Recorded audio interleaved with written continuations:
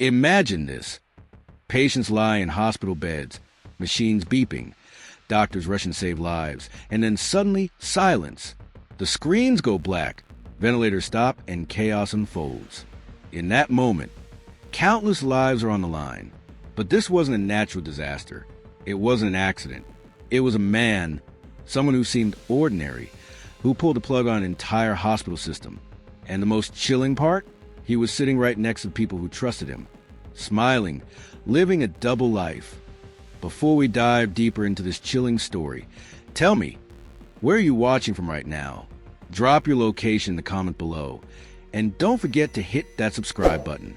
Your support is what drives us to keep bringing these true, chilling, and eye-opening stories about cybercrime and the hidden dangers of the digital world.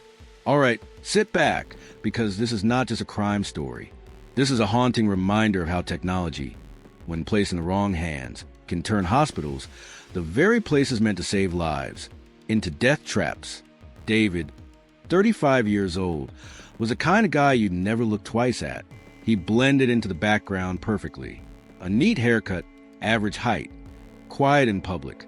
He worked a mundane office job in IT support, fixed computers for neighbors when they crashed, and went to the gym twice a week. To his girlfriend, Sarah, a bright 24-year-old nurse at St. James Medical Center, David was just a calm, loving partner. But beneath the surface, David was far from ordinary.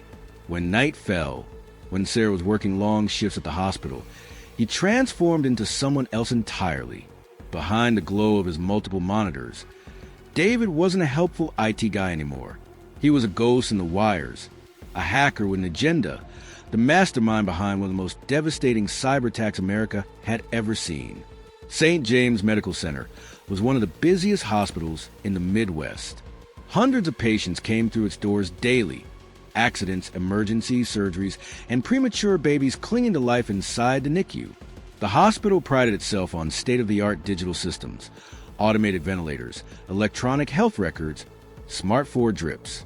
Everything was connected. Everything was efficient. But what makes systems efficient also makes them vulnerable. And David knew this better than anyone. In 2018, the world woke up to shocking headlines. Hospital hack turns deadly. Patients die as systems crash. Ventilators stopped.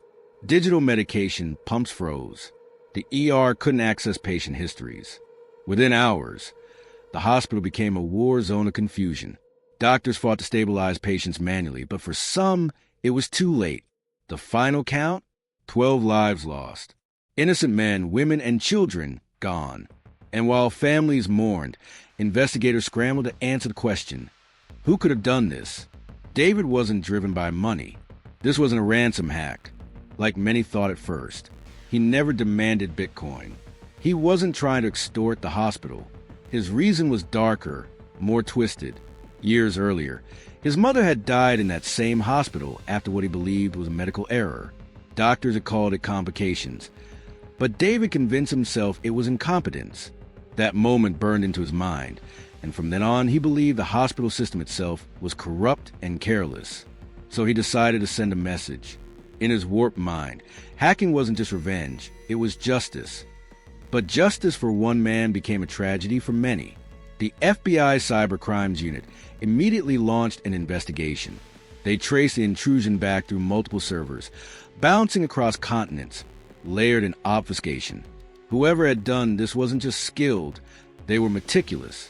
Agents interviewed staff, administrators, even contractors, but the trail kept going cold.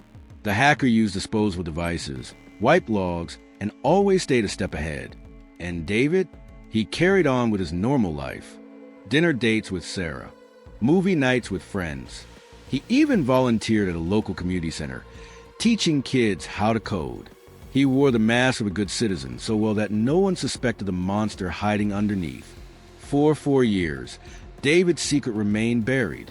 He thought he was untouchable. But secrets have a way of surfacing. Sarah was a nurse, but she was also curious. She knew David spent long nights at his computer. Lines of code reflected in his glasses. She assumed he was just into tech.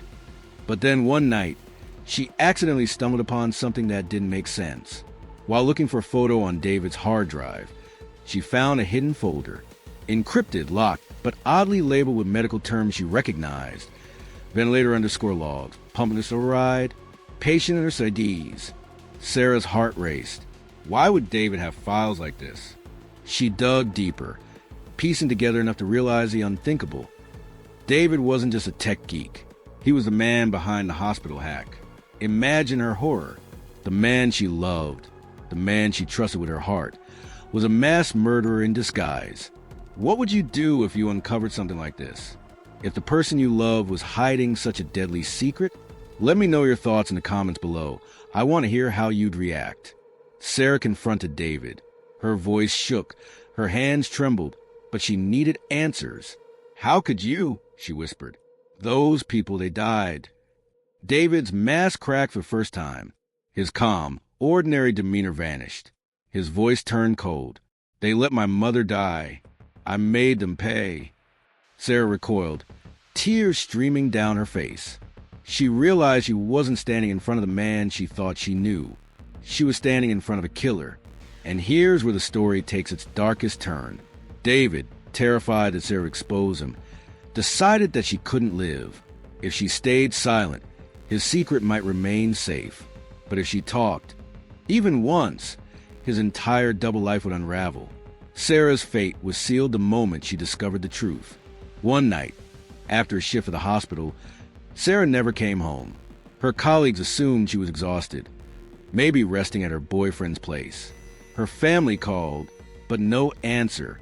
Her younger brother Michael, sharp, suspicious, and fiercely protective, knew something was wrong. He refused to believe Sarah would just vanish.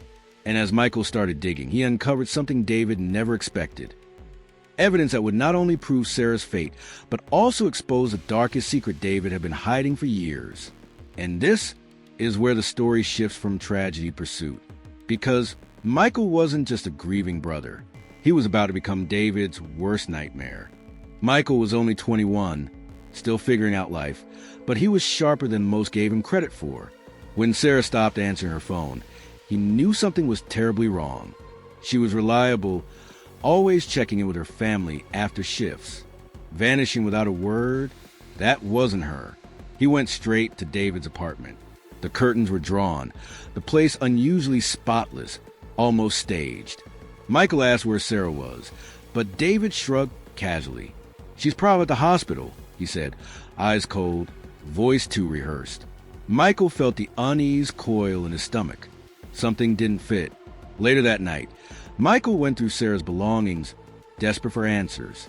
Her work bag was still in her car, parked near David's place. Inside, her phone, powered off. Sarah would never leave it behind. Michael remembered her telling him once, "If anything ever happens to me, don't ignore the signs. Trust your gut." And so he did. He started piecing together fragments. Sarah's worries about David staying up late, the encrypted files she once mentioned, the look of fear she carried in her eyes the last time he saw her. Michael decided he was going to dig into David's world. Michael wasn't a hacker, but he knew enough about tech to be dangerous. He borrowed Sarah's old laptop and tried accessing a shared drive she sometimes used with David. At first, it looked ordinary, photos, random documents. But buried deep inside was a hidden partition. After hours of guesswork, Michael cracked a password. Sarah's birthday. What he found nearly froze him. Lines of code, server logs, files labeled with hospital IP addresses, and a text file, chilling in its simplicity. They deserved it. Michael's heart pounded. His sister had been right. David wasn't just suspicious. He was the monster behind the hack. And now, Sarah was gone. Michael knew he couldn't handle this alone. He contacted the police and handed over everything he found. At first, they were skeptical. David didn't fit the profile of a killer. He was polite, had no criminal record, and lived a quiet life. But when cybercrime investigators opened the files, they recognized the patterns immediately. The code matched the same exploit used in the hospital hack years earlier, the one that had baffled experts. And now, all trails pointed back to one man, David. It didn't take long after that. FBI agents set up surveillance around David's apartment. He carried on his daily routine, confident as ever. But behind the scenes, investigators were building their case piece by piece. Finally, one night, as David sat typing at his glowing monitors, agents stormed in, the door splintered, shouts filled the air, and David froze. For the first time in years, the man who thought he could outsmart everyone was caught.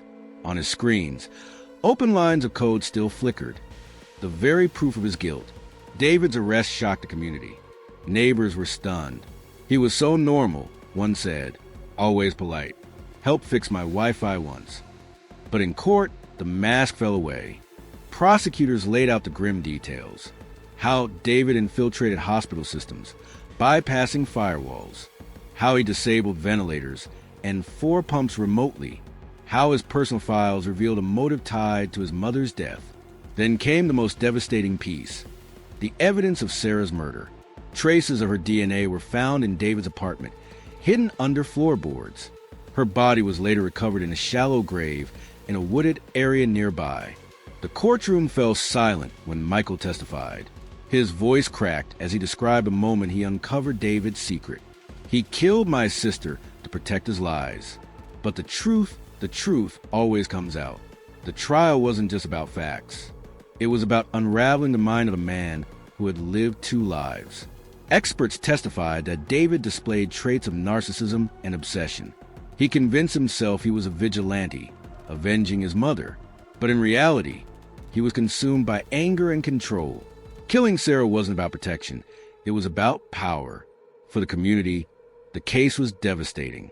The hospital hack had already scarred them, but learning that someone so close, so ordinary, could cause such destruction made people question the faces they saw every day. After weeks of testimony, the jury deliberated. Hours felt like days. Finally, the 4-person stood and read the verdict. David was sentenced to life in prison without the possibility of parole. His double life had finally caught up with him. As the judge's gavel fell, Michael wept, not just for his sister, but for the patients who had lost their lives, for the families who would never heal, and for the truth that had taken years to surface. This wasn't just about one man's crimes. It was about how vulnerable our systems can be.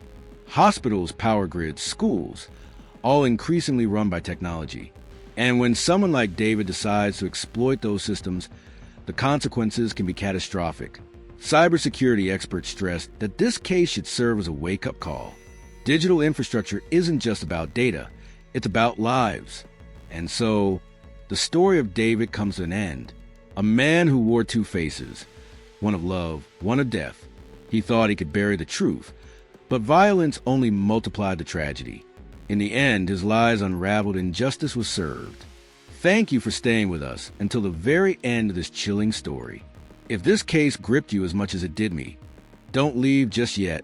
Hit that like button, drop your thoughts in the comment below, and most importantly, subscribe to BYTE Crimes. Your support is what keeps us motivated to bring you more educational and emotional true crime stories from the dark corners of the internet. Remember, behind every click, every code, there's always a human story. Some inspire, some are horrified, but all of them remind us of the power and the danger of the digital age.